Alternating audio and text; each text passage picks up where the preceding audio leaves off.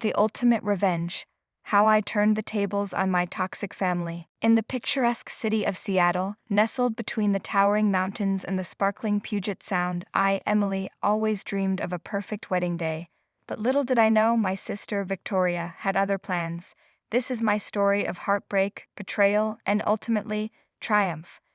Growing up in a quaint neighborhood, Victoria was the golden child.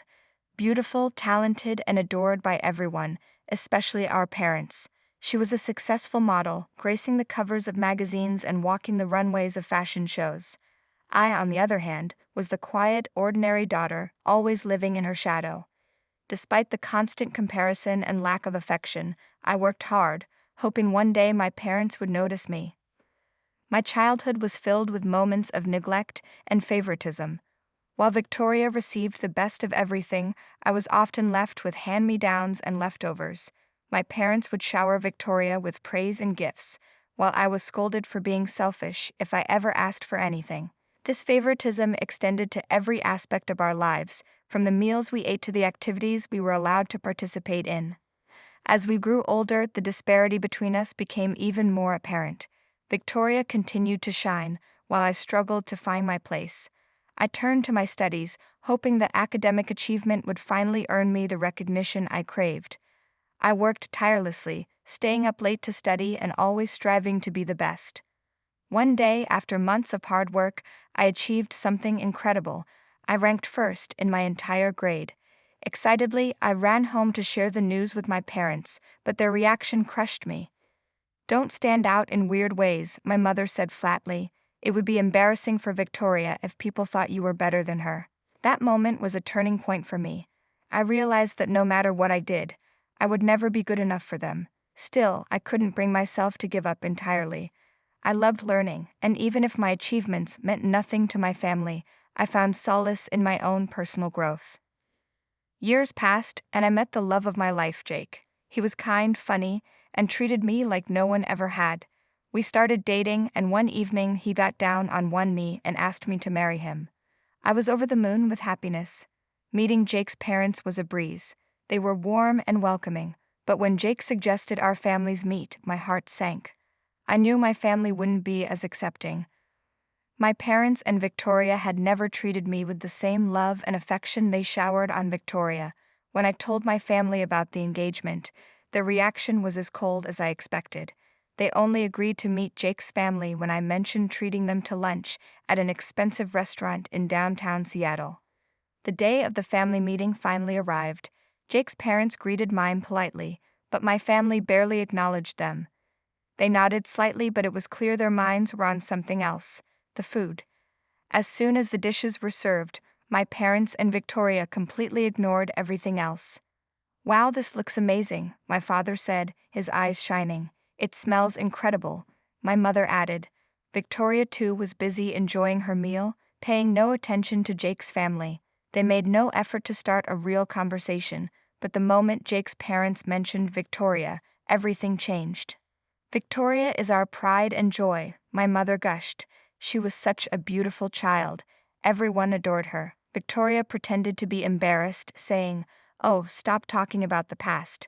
But it was obvious she loved the attention. After the meal, my parents and Victoria stood up quickly. "All right, we're leaving now," my mom said without a second thought, and just like that, they left in a hurry, as if they had only come for the free food.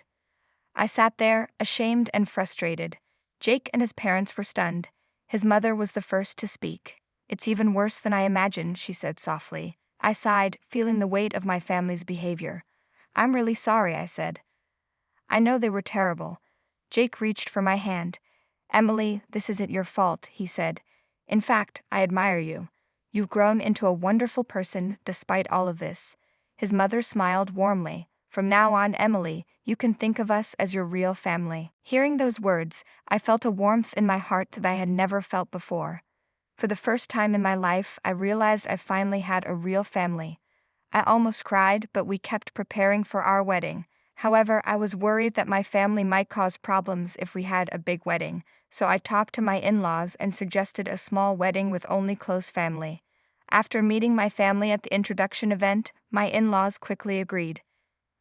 Then, out of nowhere, I got a call from Victoria. She had never called me before, so I felt a little uneasy. "Hello, what's up?" I asked. "I've decided to get married too," she said. "Ha, oh congratulations," I replied, trying to sound genuine. "I'm planning to introduce my fiancé. Come to our parents' house next Friday," she said before hanging up. I had already planned a date with Jake that day, but when I told him, he said, "It's okay, we can go after the meeting." So I decided to go quickly meet them and leave. When I saw Victoria's fiancé at my parents' house, I disliked him immediately. "Wow, Victoria was right, you really are plain," he said, looking me up and down. "And just a high school graduate, huh?" I was shocked. This was the first time we met, yet he spoke to me like that. I had graduated from a well-known university and worked at a famous tech company, but he looked down on me just because I wasn't from an elite background like him. "He has no connection with an ordinary and useless person like you," he added. I couldn't stand being there anymore. I picked up my things and said, "I'm leaving now." But Victoria suddenly called out, "Wait, we're not done talking yet." "What else?" I asked, turning back. She smirked and said, "Our weddings ended up on the same day." "What?" I was taken aback. "But since you're having a small wedding, it doesn't matter, right? You said it would only be for close family." I was speechless. Victoria had planned her wedding on the same day as mine on purpose, just to mock me. She was truly awful, and my parents had agreed with her. That was the moment I decided to cut ties with my family completely. When I told Jake about it, he was shocked. Then he had an idea. "If your family won't come, why not invite lots of other people instead?" he said. "There are still 3 months before the wedding. Even if we change the date, your parents won't come, and Victoria just wants to make you feel small. Don't let her win." His words made sense, and I felt determined to move forward without my toxic family. I suddenly remembered something about Jake's father. "By the way, wasn't your father the owner of one of the biggest tech companies in Seattle?" I thought.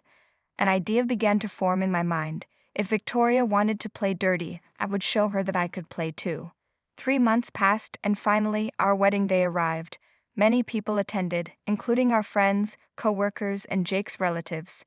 At the start of the ceremony, we let everyone know that my family wasn't there. Everyone supported us and told me not to let my sister or parents bring me down. Because of their kindness, the wedding had a warm and happy atmosphere. After the ceremony, the reception began, and the host was full of energy. Since so many people had come, our friends performed, and thanks to some connections, a professional musician played, making it an amazing celebration. Then, out of the corner of my eye, I saw my parents, Victoria, and her husband walk in. They looked shocked as they watched the lively reception. When they saw me coming, they also walked toward me. "What is this?" Victoria asked, confused. "Huh, what happened to your wedding?" "Were you curious because our reception is so much fun?"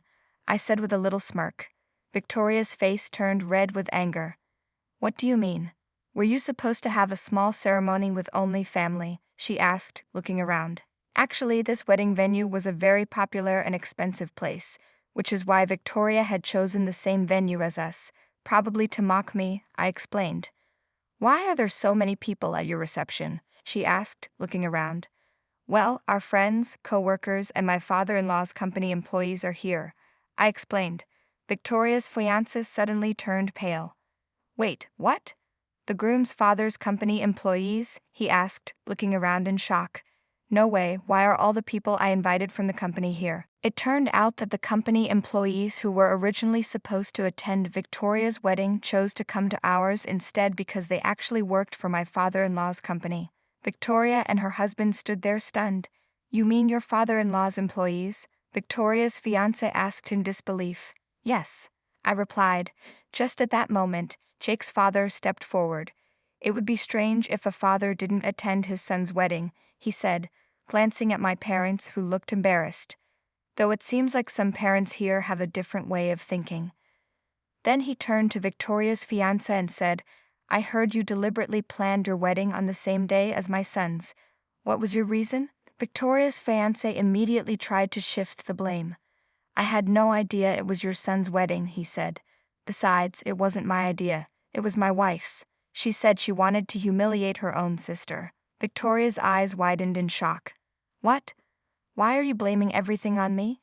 You also said it was fun to put down someone from a lowly high school background, she shouted. You idiot, stop talking, not in front of the president, her husband snapped.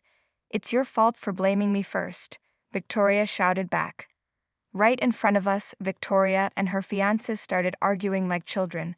My father-in-law finally lost his patience. Enough already, he said. This is Emily and my son's important reception. Victoria's fiancé panicked and ran out as if escaping. Victoria, still in her wedding dress, hurried after him, and just like that, they disappeared from our wedding. We have always thought highly of you. Since we're already here, maybe we'll stay for the reception, my father-in-law said with a smile. Meanwhile, Victoria's wedding reception had many empty seats because all of the groom's work colleagues had cancelled to attend ours. Naturally, Victoria was upset, and even her friends and the groom's friends laughed at her, making her the center of the jokes. My parents, who were always so proud, looked embarrassed and angry. It seemed like their frustration made them want to mock our wedding instead. We always knew Emily was more reliable, they suddenly said. Hearing my parents praise me out of nowhere gave me chills. It's useless to say anything now, I replied. I've already decided to cut ties with you. Please leave. At Jake's request, the venue staff escorted my parents out. With the troublemakers gone, we continued enjoying our reception, the night filled with happiness and laughter. Afterward, Victoria and her fiancé broke off their engagement after being humiliated at their wedding. Their relationship fell apart, and on top of that, since the groom had angered my father-in-law, who was also his boss, his chances of getting a promotion were completely ruined. Now they're caught up in a messy argument over who should pay the engagement cancellation fees. As for my parents, after being humiliated themselves, they turned their anger toward Victoria. They had always spoiled her, but now they disown her. I heard they were furious because they had spent around $80,000 on Victoria's wedding, only for it to be cancelled. Honestly, my parents and Victoria are both hopeless, but since I've cut ties with them, their problems are no longer my concern. Right now, I'm enjoying a happy life as a newlywed. After returning from a wonderful honeymoon with Jake, he switched jobs to work at his father's company. He's working hard to take over the business, and I've become a housewife to support him, managing our home every day. We plan to continue supporting each other and living a happy life together. This story is a testament to overcoming family betrayal and finding happiness despite the odds. It's a reminder that sometimes cutting ties with toxic family members is the best path to a brighter future. Thank you for watching, and remember, no matter what challenges you face, you deserve to find your own happiness.